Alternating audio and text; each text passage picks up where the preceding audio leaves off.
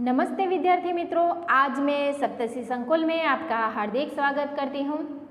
आज की हमारी हिंदी की क्लास में हम कक्षा 8 में जो हमारा गद्य था ईदगाह दूसरा, तो उनके जो कुछ प्रश्न है वह आज हम देखेंगे।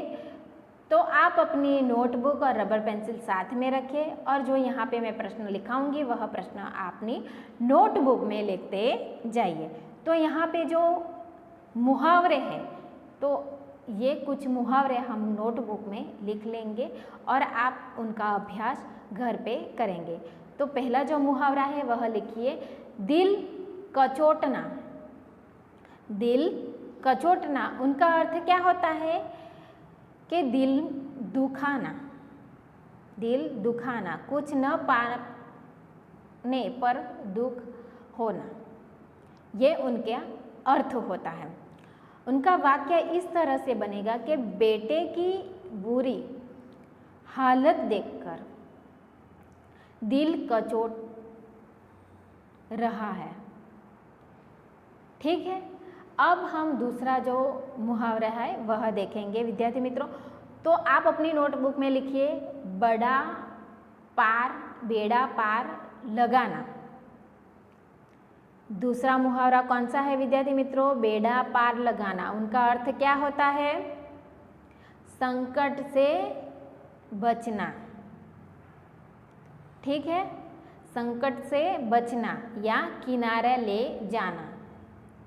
उनका वाक्य इस तरह से बनेगा कि भगवान ही गरीबों का बेड़ा पार करते हैं। ठीक है विद्यार्थी मित्रों, अब हम देखते हैं तीसरा जो मुहावरा है हमारा, गले मिलना। उनका अर्थ क्या होता है? प्रेम से भेंटना। गले मिलना या प्रेम से भेंटना। अब उनका जो वाक्य है वह आप अपनी नोटबुक में लिखिए, नए वर्ष के पहले दिन सगे संबंधी एक दूसरे से गले मिलते हैं। ठीक है, अब हम हमारा जो चौथा मुहावरा है वह देखेंगे, दिल बैठ जाना। दिल बैठ जाना, उनका अर्थ क्या होता है? हताश या निराश हो जाना।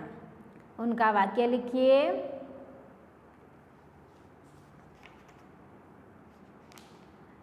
साड़ी की कीमत सुनकर राधा का दिल बैठ गया।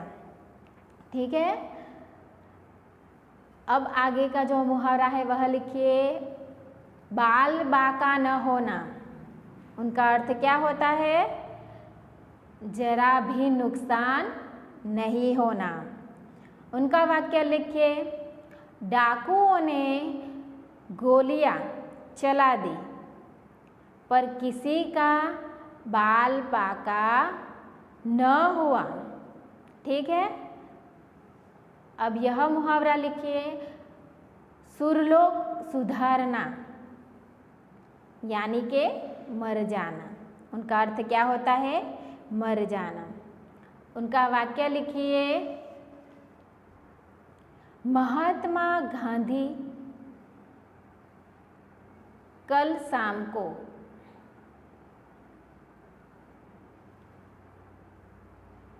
सुरलोक सुधर गए। ठीक है, अब उनका इस तरह से आप वाक्य लिख सके कि महात्मा दयानंद जी कल शाम को सुरलोक सुधर गए। ठीक है, अब हमारा दूसरा जो यह मुहावरा है वह लिखिए, छाती पीट लेना। उनका अर्थ क्या होता है? दुख प्रकट करना। छाती पीट लेना यानी कि दुख प्रकट करना। उनका वाक्य लिखिए, बेटा गुस्से में आकर चला गया तो माँ ने अपनी छाती पीट ली। ठीक है, अब हम यहाँ पे कुछ जो प्रश्न है वह उनके उत्तर लिखेंगे। तो आप अपनी नोटबुक में यह प्रश्न लिखिए। हमारा जो पहला प्रश्न है, प्रश्नों के उत्तर दीजिए। ठीक है, लिखिए पहला प्रश्न, हामिद ने चिमटा ही क्यों खरीदा? पहला प्रश्न है, हामिद ने चिमटा ही क्यों खरीदा? उनका उत्तर लिखिए। हामिद को लोहे की दुकान पर चिमटा दिखकर, वह मेले में गया था हामिद, तो वहाँ पे एक लोहे की दुकान थी, तो उस दुकान में उसे लोहे का एक चिमटा दिखा, तो उसे ख्याल आया कि दादी के पास चिमटा नहीं है। तवे से वे रोटियां उतारते समय उसकी उंगलियां जल जाती है। चिमटे ले जाने पर वे जरूर प्रसन्न होगी और चिमटे से उनकी रोटियां उतारते समय उनकी उंगलियां भी नहीं जलेगी और घर में एक काम की चीज़ भी आ जाएगी। खिलौने और मिठाई खरीदने में तो पैसों की बर्बादी ही है। ऐसा सोचकर हामिद ने चिमटा खरीदा। ठीक है, अब दूसरा जो प्रश्न है वह आप नोटबुक में लिखिए। चिमटा खरीदने के लिए हामिद कौन से कारण बताते हैं? लिखिए, चिमटा खरीदने के हामिद यह कारण बताता है कि चिमटा सबसे बड़ा खिलौना है। चिमटा सबसे बड़ा खिलौना है, इसे कंधे पर रखे तो वह बंदूक की तरह हो जाएगा। वह कंधे पर रखा जाए तो वह बंदूक की तरह भी काम कर सकता है। हाथ में लेने पर वह फकीरों का चिमटा हो जाएगा। जैसे फकीर लोग बजाते हैं वैसा चिमटा हो जाएगा। चिमटे से मंजीरा का काम भी लिया जा सकता है। चिमटे से मंजीरे के जैसे उसे बजाया भी जा सकता है। यदि वह एक चिमटा जमा दे तो सभी खिलौने की जान निकल जाती है।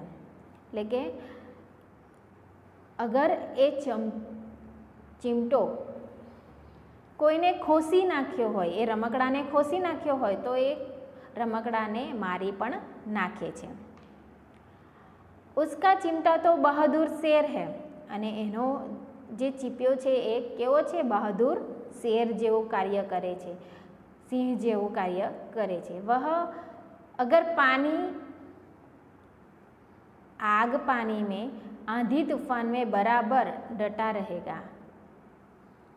इस प्रकार हामिद ने अपने चिमटे के खरीदने के अलग अलग कारण बताए। बूढ़ी अम्मा का क्रोध स्नेह में क्यों बदल गया? बूढ़ी अम्मा का स्नेह, उसका जो क्रोध था वो स्नेह में क्यों बदल गया? तो उनका उत्तर लिखिए। हामिद ने एक चिमटा लाने पर अम्मा को बहुत दुख हुआ। हामिद मेले से क्या लेकर आया? चिमटा। तो उसने चिमटा खरीदा, इसलिए दादी को बहुत दुख हुआ। उसे हामिद की ना समझी पर क्रोध आया અને પછી દાદીને એની ના સમજી ઉપર એને ખૂબ ક્રોધ આવી ગયો। હામિદને દાદી से कहा અને પછી હામિદે દાદીને કહ્યું, रोटियां पकाते तुम्हारी उंगलियां जल जाती है, इसलिए मैंने यह चिमटा खरीदा है। यह सुनकर बूढ़ी अम्मा का जो क्रोध था वह स्नेह में बदल गया। ठीक है, अब हमारा जो चौथा प्रश्न है वह लिखिए। अब आप चिमटे के प्रयोग की तरह रुमाल के विविध उपयोग बताइए।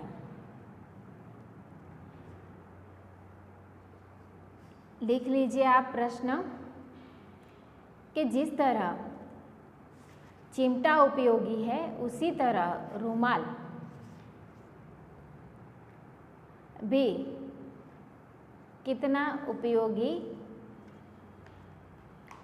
है वह लिखना है। ठीक है, तो इस प्रश्न का उत्तर आप अपनी नोटबुक में लिख लीजिए।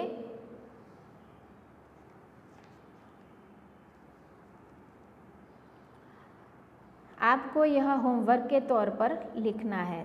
ठीक है, और दूसरा जो प्रश्न है, इस कहानी का शीर्षक ईदगार ही क्यों रखा गया है? इसके अलावा आप कौन से शीर्षक देना चाहेंगे, क्यों?